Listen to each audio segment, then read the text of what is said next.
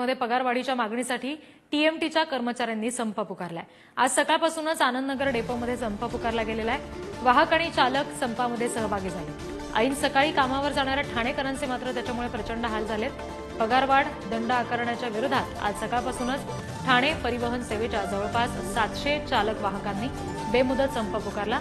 Anandnagar TMT depot बंद झाल्यानं प्रवाशांचे हाल झाले आणि या डेपोमधून ठाणे, कळवा, मुंब्रा या ठिकाणी विविध भागात बसेस जात असतात।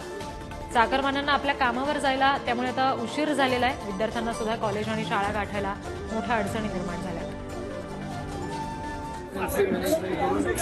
बोलणं केलं होतं तरी पण मॅनेजमेंटने अजून आम्हाला त्याचा निर्णय दिलेला नव्हता। त्याच्यामुळे सर्व चालकांनी आज संप पुकारला आहे। त्याच्यामध्ये आमचे मुद्दे आहेत जे आम्ही 28 तारखेला जे महापालिकेमध्ये मीटिंग केली होती त्याच्यामध्ये आंदोलन आमचं मागे घेऊन स्थगिती दिली होती, परंतु त्या आंदोलनामागे आम्ही स्थगिती देऊन जो व्यवस्थापकाने जो आम्हाला निर्णय दिला होता त्याच्यामध्ये स्थिर राहिलो होतो, परंतु तो निर्णय अजूनपर्यंत आम्हाला भेटलेला नाही। त्याच्यामुळे आता आम्ही बेमुदत संप पुकारला आहे। आणखी तपशील घेऊया प्रतिनिधी निकेश शार्दुल यांच्याकडून। निकेश, काय नेमकं या सगळ्या चालक वाहकांचं म्हणणं आहे? तुमच्या मागे संपात सहभागी झालेले हे सगळे चालक वाहक उभे आहेत। नक्कीच रिद्धी, हे सर्व ठाणे महानगरपालिकेची जी परिवहन सेवा आहेत त्याचे चालक आणि वाहक आहेत।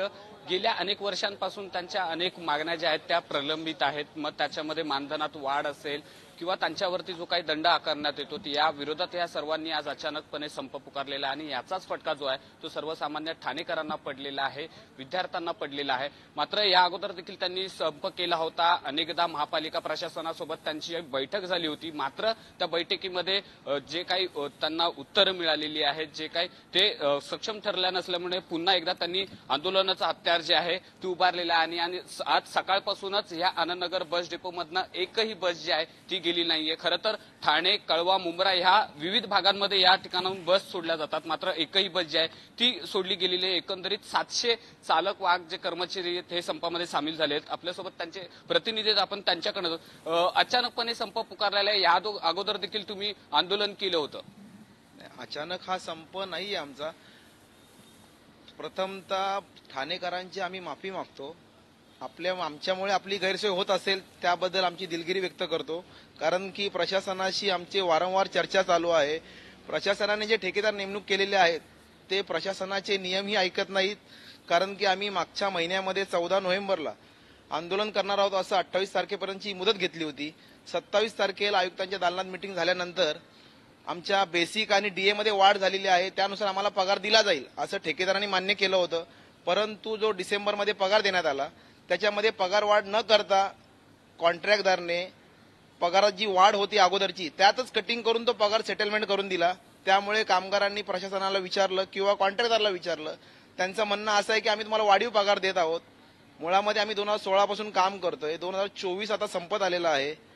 15,000 ते 20,000च्या आतमध्ये चालक आणि वाहकांचं घर कसं काय चालेल हे ठाणेकरांनी सांगावं। पुकारल्याच्या नंतर प्रशासनासोबत काय बोलणं झालंय का? प्रशासनाचा कोण प्रतिनिधी तुमच्याशी संपर्क केला? प्रशासनाने चर्चा केली आहे, परंतु प्रशासन अवलंबून आहे ठेकेदारावरती। ठेकेदाराचं म्हणणं आहे की आम्ही तुम्हाला 1500 रुपये वाढ करून देतो, 2,000 रुपये वाढ करून देतो। आता कामगारांची मागणी 1500 रुपये 2,000 अशी मागणी आहेच नाही। मुळामध्ये जो जीआर मध्ये वाढ झालेला आहे तो वाढ करून द्यावा, नाहीतर जो ठोक मानधनाचा आकडा आहे 35,000 रुपये किमान ठाणेकरांमध्ये म्हणजे मुंबईसारख्या सिटीमध्ये जगण्यासाठी जो पगार लागतो तेवढा आम्हाला मिळावा।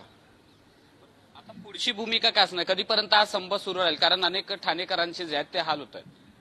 मी प्रथमतः ठाणेकरांची माफी मागितलेली आहे। आम्ही पण गरीब घरातले आहोत, महागाईने कळस गाठलेला आहे, घर चालवणं अशक्य आहे।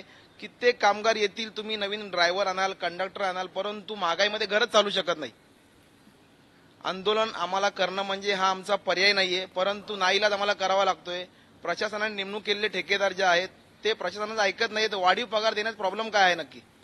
प्रशासन त्यांना पेमेंट द्यायला तयार आहे, तरी कॉन्ट्रॅक्टर पेमेंट देत नाही। ते रिद्धी, आपण जर बघितलं तर अनेक कामगार जे आहेत ते असा संपामध्ये सहभागी झाले। जोपर्यंत मागण्यांची पूर्तता होत नाही, आता आश्वासन नको तर ठोस मानधन मिळायला हवं अशी या सर्व कर्मचाऱ्यांची मागणी। त्यामुळे आता हा संप कधीपर्यंत सुरू राहतोय हे पाहणं महत्वाचं असणार। रिद्धी, अगदी निकेश, तुम्ही आमच्याशी जोडलेलेच राहा। आपण सध्या पुन्हा एकदा प्रेक्षकांना ही दृश्य दाखवतोय. ठाणे बस डेपोतली ही दृश्य. सामान्य प्रवाशांचे खरं तर हाल होत आहेत. हा बेमुदत संप पुकारला गेल्यामुळे चालक वाहकांच्या काही मागण्या आहेत टीएमटीच्या आणि त्यासाठी प्रशासनाशी चर्चा करून सुद्धा त्या पूर्ण होत नाहीयेत. त्यामुळे त्यांनी हा बेमुदत संप पुकारलेला आहे.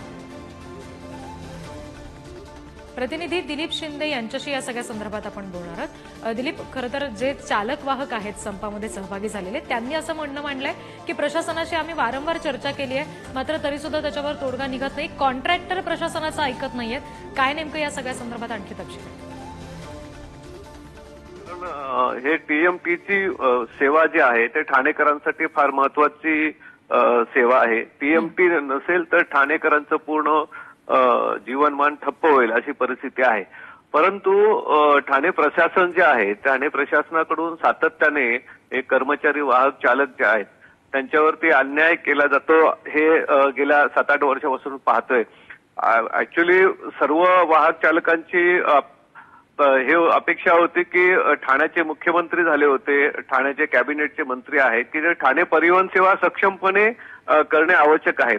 साधारणतः आपण पाहिलं असाल की ठाणे महापालिका असेल किंवा ठाणे परिवहन सेवा असेल की या मंडळींनी वाहतूक सेवा खूप चांगल्या पद्धतीने करणं अपेक्षित आहे. परंतु कॉन्ट्रॅक्ट पद्धत जी आहे ती काही ठराविक लोकांनाच दिली जाते आणि त्यांची जी मनमानी आहे त्याच्या मनमानीचा फटका हा वाहक चालक गरीब वाहक चालकांना बसतोय. त्यांची सातत्याने गेल्या 2 वर्षापासून